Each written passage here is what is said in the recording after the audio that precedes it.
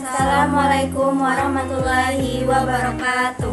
Perkenalkan, kami dari kelompok 7. Saya Ramadanti sebagai pemateri pertama. Saya Intan Mutiara sebagai pemateri kedua. Saya Monika Dwitara sebagai pemateri ketiga. Di sini kami akan membahas bab 3, yaitu tentang konsolidasi dengan akuisisi pada nilai tercatat ekuitas.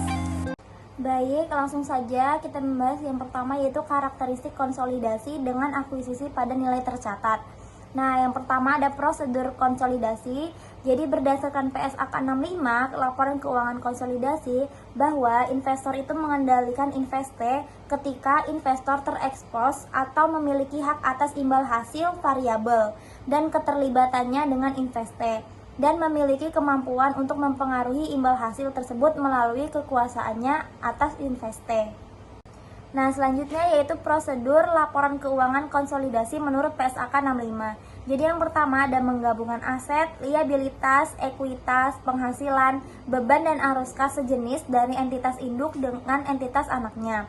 Nah, yang kedua ada mengeliminasikan jumlah tercatat dari investasi entitas induk pada setiap entitas anak dan bagian entitas induk pada ekuitas setiap entitas anak. Yang ketiga ada mengeliminasikan secara penuh aset, liabilitas, ekuitas, penghasilan, beban, dan arus kas dalam intrakelompok usaha terkait dengan transaksi antar entitas pada kelompok usaha. Baik, selanjutnya yaitu ini adalah bentuk kertas kerja konsolidasi. Terdiri dari 4 kolom, yaitu kolom pertama diisikan dengan nama-nama akun yang dimiliki oleh entitas-entitas yang dikonsolidasikan. Lalu kolom kedua ini diisikan dengan saldo setiap akun, baik akun-akun pada induk maupun entitas anak. Nah, yang ketiga itu diperuntukkan bagi jurnal eliminasi yang digunakan untuk menyesuaikan atau menghapus saldo pada neraca saldo, sehingga nilai saldo konsolidasi hanya mencerminkan seluruh nilai jika seluruh entitas dalam konsolidasian adalah sebuah entitas tunggal. Nah, di kolom terakhir yaitu kolom keempat itu berisikan nilai yang diperoleh dari penjumlahan seluruh nilai pada kolom sebelumnya pada kertas kerja untuk setiap akunnya. Saldo pada kolom terakhir inilah yang menjadi nilai yang dilaporkan pada laporan keuangan konsolidasi. Nah, lalu yang terakhir yaitu jika entitas dalam kelompok usaha yang akan dikonsolidasikan menggunakan kebijakan akuntansi yang berbeda dengan kebijakan akuntansi yang digunakan dalam penyajian laporan keuangan konsolidasi, maka ketika penyusunan laporan keuangan konsolidasi perlu dilakukan penyesuaian untuk memastikan keseragaman.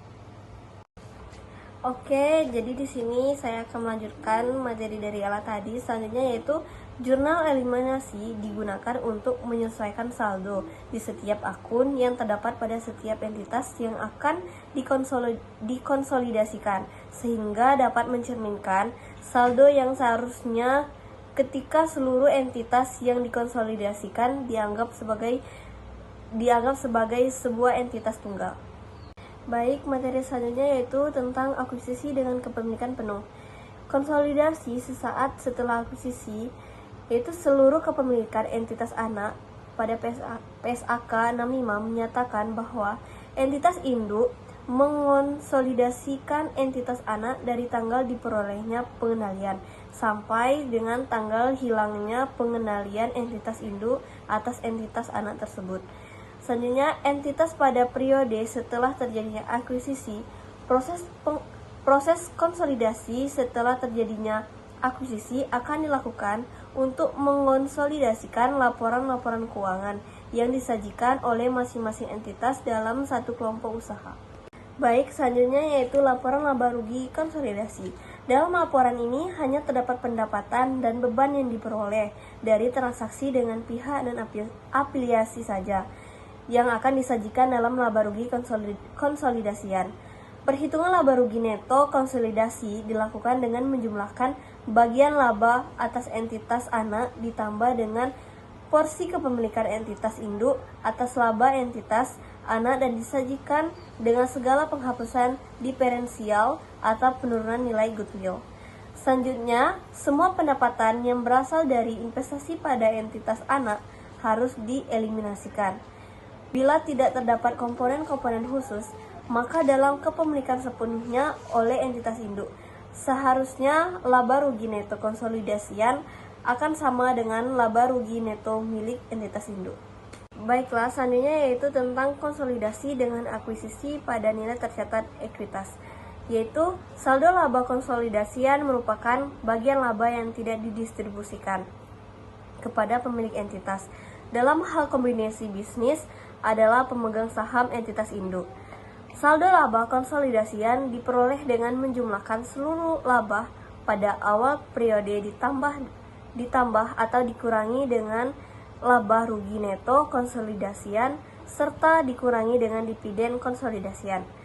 Dividen yang dibayarkan entitas anak kepada entitas induk tidak dianggap sebagai pembayaran dividen konsolidasian dan perlu dieliminasi dalam kertas kerja konsolidasian. Hanya dividen yang dibayarkan oleh entitas induk yang dianggap sebagai dividen konsolidasian. Baiklah, materi selanjutnya yaitu tentang kertas kerja konsolidasi. Kertas kerja konsolidasi setelah terjadinya akuisisi setidaknya memiliki 3 bagian utama, yaitu laporan laba rugi, laporan saldo laba, dan laporan posisi keuangan. Nah, yang pertama, untuk memudahkan perhitungan nilai tercatat dari entitas induk, dapat menggunakan tabel perhitungan jurnal eliminasi. Yang kedua, jurnal eliminasi ini perlu dibuat untuk menghindari perhitungan ganda karena saat pengkonsolidasian, pendapatan dan beban dari entitas anak akan digabungkan dengan milik entitas induk. Yang ketiga, jurnal eliminasi mengkredit atau akun investasi untuk menghapus saldo awal investasi entitas induk pada entitas anak. Selanjutnya yaitu tentang akuisisi dengan kepemilikan sebagian. PSAK 65 mensyaratkan entitas induk untuk menyajikan secara terpisah bagian dari kepentingan non-pengendalian pada ekuitas dalam laporan posisi keuangan konsolidasi. Selanjutnya, gunanya untuk menunjukkan kepada pengguna laporan keuangan seberapa besar bagian dari aset neto atau aset bersih yang dimiliki entitas anak yang tidak dikuasai oleh entitas induk. Selanjutnya, setelah periode akuisisi, pada prinsipnya, prosedur yang dilakukan untuk penyusunan laporan keuangan konsolidasi pada tahun setelah akuisisi atau tahun kedua adalah sama dengan prosedur yang dilakukan pada tahun-tahun terjadinya akuisisi. Nah, selanjutnya ada isu lain seputar konsolidasi. Konsolidasi metode biaya, yaitu pemilik metode biaya atau metode ekuitas oleh entitas induk tidaklah menjadikan laporan keuangan konsolidasi yang dihasilkan akan berbeda. Selanjutnya ada isu lain seputar konsolidasi. Nah, penyajian dan pengungkapan. Dalam PSAK 67, jika entitas induk menganggap pada entitas anak terdapat kepentingan pengendalian yang dianggap material, maka laporan keuangan konsolidasi perlu diungkapkan sebagai berikut. Yang pertama, ada nama entitas anak. Yang kedua, lokasi utama kegiatan usaha. Yang ketiga, promosi bagian kepemilikan yang dimiliki oleh kepentingan pengendali. Yang keempat, ada promosi hak suara yang dimiliki oleh kepentingan pengendali jika berbeda dari promosi bagian kepemilikan. Yang kelima, ada laba atau rugi yang didistribusikan kepada kepentingan non-pengendali. Yang keenam, ada akumulasi kepentingan non-pengendali dari entitas anak pada akhir periode pelaporan. Dan yang terakhir, ada ringkasan informasi keuangan mengenai entitas anak. Baiklah, itu saja penyampaian materi dari kami. Lebih dan kurang kami mohon maaf. Billahi fisabilil haq, fastabiqul khairat. Wassalamualaikum warahmatullahi wabarakatuh.